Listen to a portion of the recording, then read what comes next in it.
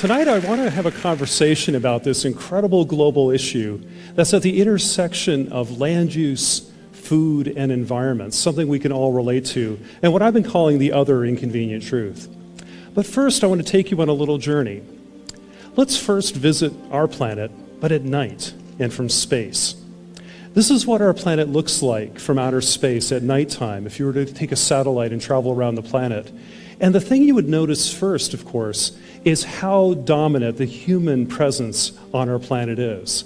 We see cities, we see oil fields, you can even make out fishing fleets in the sea. That we are dominating much of our planet, and mostly through the use of energy that we see here at night. But let's go back and drop it a little deeper and look during the daytime. What we see during the day is our landscapes. This is part of the Amazon basin, the place called Rondônia in the south center part of the Brazilian Amazon. If you look really carefully in the upper right-hand corner, you're going to see a thin white line, which is a road that was built in the 1970s. If we come back to the same place in 2001, what we're going to find is that these roads spurred off more roads and more roads after that, at the end of which is a small clearing in the rainforest where there are going to be a few cows. These cows are used for beef. We're going to eat these cows, and these cows are eaten basically in South America, in Brazil and Argentina. They're not being shipped up here.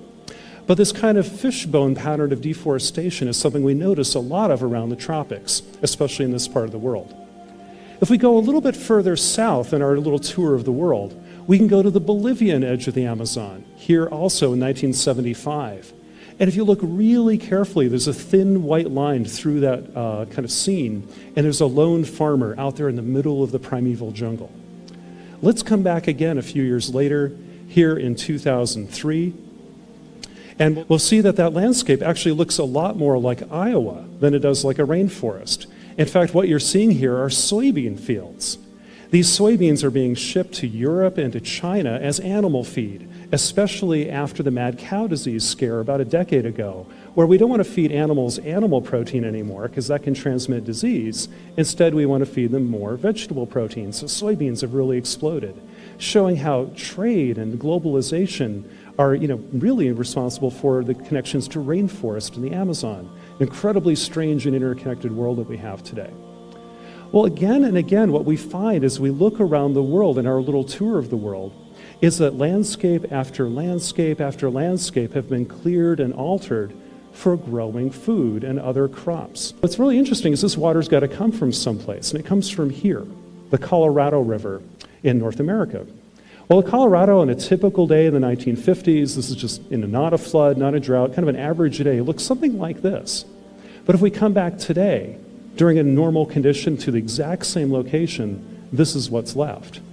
The difference is mainly irrigating the desert for food or maybe golf courses in Scottsdale. You take your pick. Well, this is a lot of water, and again, we're mining water and using it to grow food.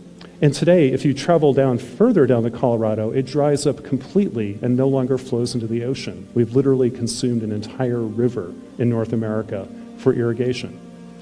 Well, that's not even the worst example in the world. This probably is, the Aral Sea. Now, a lot of you will remember this from your geography classes. This is in the former Soviet Union, between Kazakhstan and Uzbekistan, one of the great inland seas of the world. Well, in the 1950s, the Soviets decided to divert that water to irrigate the desert to grow cotton, believe it or not, in Kazakhstan, to sell cotton to the international markets to bring foreign currency into the Soviet Union. They really needed the money. Well, you can imagine what happens. You turn off the water supply to the Aral Sea, what's going to happen?